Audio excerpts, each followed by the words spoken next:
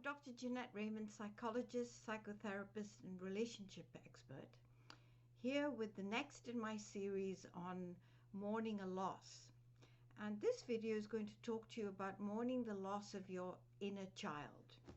And before you laugh and think it's a ha-ha thing, we all have an inner child because part of our childhoods were not acknowledged, bypassed, and so on.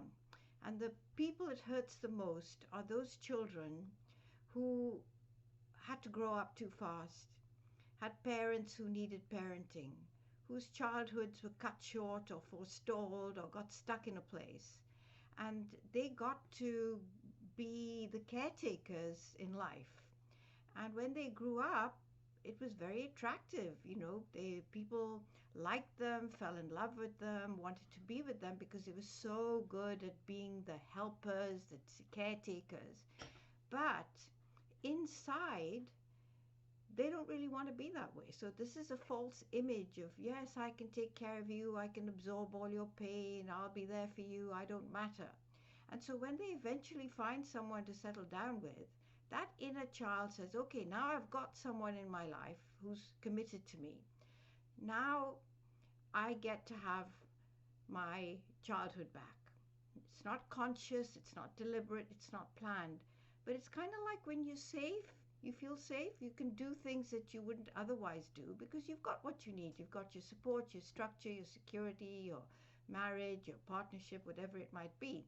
And so that little kid inside you that got stopped and stuck at a certain place says, oh, I get to have my childhood back. I can grow up now and catch up with my older self. So you might find that that part of you gets whiny and disgruntled and is always wanting something more than other people want to give, and other people get really angry with you because you're not behaving in this caretaking, sacrificial way. So the part of you that is this inner child isn't going to give up very easily because they had to wait a long time, to get to this place. They've been patient. They've been masochistically hiding in the wings, taking all the suffering, taking all the hits, and now they're not going to do it anymore. So whether you like it or not, that part of you is going to come out. And it's going to interfere with your life. It's going to sabotage your success because you're not going to be wanting to do the things that enable you to have a mature relationship, success in your work, give and take. It's all about wanting to be seen, to be validated, and so on. So let me give you a few examples of clients that I have helped with this problem. So one of them is a woman who was kind of stopped in her tracks when she was about 3 or 4. Some more siblings came along, and all of a sudden she was no longer important in the eyes of her parents. She was like grown up.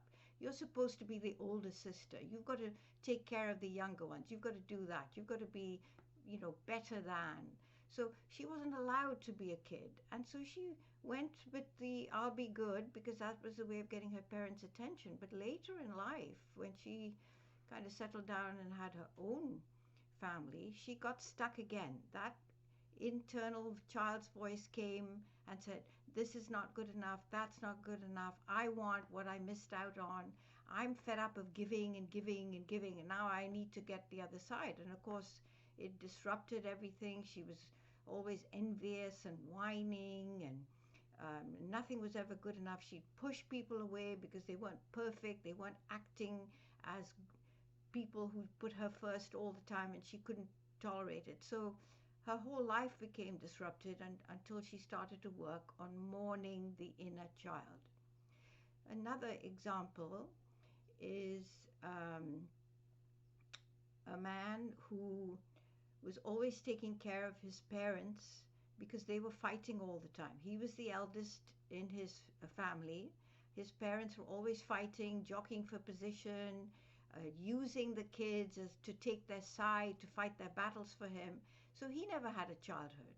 He couldn't afford to take his eyes off the ball because his parents may kill each other, they may disappear on them. So in order to make sure that he had a roof over his head, that his brother was okay, that his parents were alive and physically well, he had to literally monitor them and take care of them. And he never had a childhood. He didn't have any friends. He didn't go out socially. The only place he could be was school. And even then, you know, his parents were calling and with this problem and that problem and come and fix this and your mother said that and your father did this and so on. So eventually later in life, when he got settled down and he had his family, that inner child came out. He wanted to be validated. He wanted to be seen. He wanted to play. He wanted to not play, have rules. He wanted to not be the only responsible one in the family. And it caused a lot of friction between him and his wife until he started working with me on his inner child, of letting it be with us, of me validating it for him and helping him grow after he got the validation and the care, that he wasn't forgotten, but that he could still have that part of him, but without it coming to sabotage his life by coming out in childish ways only and letting go of the more mature ways that he had developed. But he had developed them as a protest because he had to, not because he wanted to. It didn't get done in the right way. The sequence was wrong. It was kid and then straight to adult, and all the childhood years were missed. So we had to do our work, and that's the mourning of the inner child, so that he could then be ready for relationships. Now, another male who had a father who abandoned him, a mother who was, you know, sometimes there, sometimes not, sometimes very emotionally available, even intrusive, and sometimes totally unavailable. So he grew up in a very confused, like, am I a child right now? Do I act like a 2-year-old because my mom wants to hold me and give me affection, and then 2 minutes later she's off with her friends, leaving him to fend for himself, and all of a sudden he's an adult again. So he had enormous relationships with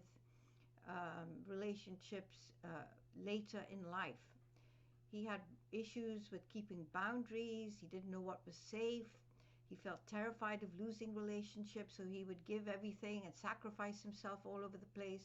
Then he would feel choked. Then he would feel suffocated, and he'd have to withdraw. And of course, this affected all his relationships until he came to work in therapy with me, and we spoke to that inner child. We let it cry. We let it mourn. That not only did he not have his childhood, he had 2 parents basically who were not only physically but emotionally abandoned him, and he couldn't trust anyone else to not do the same. So he was either taking care of them to make sure that they were still there and they wouldn't leave him, or feeling suffocated by them because they loved his caretaking and tried to eat him up so they could keep it for themselves. And he'd have to withdraw, and then he'd feel empty. So those are just a few examples of how, if you don't mourn your inner child and let it rest in peace, you're going to have immense psychological difficulties in relationships later on. You're not going to feel safe. You're going to have boundary issues. You're going to be whiny 1 minute. You're going to be condemning people the next minute. You're going to feel alone. You're going to feel needy. The whole bunch of things. And really and truly, you can't go back and do it again.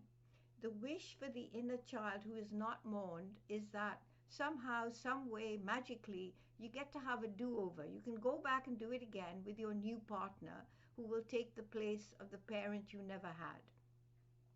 And even though you know you can't do it, even though you can laugh at yourself, it sounds crazy, you even might beat yourself up, the point is the wish is still there, because that little kid inside you doesn't see that it's not a kid anymore. To them, they're still feeling like a kid. So why can't I have my childhood? Why can't I have a do-over? I've waited this long. How come? So it's really a reality check. And that's what mourning the inner child is about, is facing the reality that you are not 3 years old, 10 years old, 6 years old, 12 years old, whatever it is, even 1 year old. You cannot have a do-over. It's not going to be smooth sailing. That you have to mourn the loss of the childhood you never had, including your parents who didn't give it to you, and let the therapeutic situation give it to you so that you'll be ready for your partners, your friends, your colleagues. You'll be emotionally ready for them, not acting as caregivers 1 minute, giving one impression, and then retreating and reversing and being the kid the next minute and expecting them to do all the caring and all the cooing and the cuddling with you, metaphorically speaking, and seeing you as this wonderful, the apple of their eye, blah, blah, blah. It's not going to work like that. So if you don't mourn your inner child, you're sabotaging yourself. You're not going to be in touch with the reality, and you'll forever have either an empty hole inside or this kind of knotty, angsty feeling inside where nothing feels right. Nothing feels safe. Nothing feels just perfect. And if that's what you're looking for, then of course you're going to be disappointed. Mourning the inner child is about facing the reality that you are going to be disappointed sometimes. You're not always going to be the apple of somebody's eye. Maybe you won't always be validated, but you will be sometimes the apple of someone's eye. You will be validated many times, but not if you set out to do that. It has to come from a genuine, real place. And then you will be satisfied. You won't be empty. You won't be knotted up inside. So think about it seriously. Mourning the inner child. Speak to that temper tantrumy, whiny little kid inside you who was so good for so long, who wore the angelic halo and was such a good person, who's now saying, you know what, I'm fed up with that. I want to be the stompy devil, break the rules, see what happens. And if you really love me, you'll prove it to me by giving me what I want and being there for me when I tell you. And if not, then, I don't need you. That's going to leave you alone and empty. So mourn your inner child by speaking to it, talking to it, understanding it, seeking therapy if you need it, but not ignoring it. I hope this helps you. And please, if you have experiences of this nature, put it in the comment section, and I'll be happy to hear from you and respond. See you next time. Bye for now.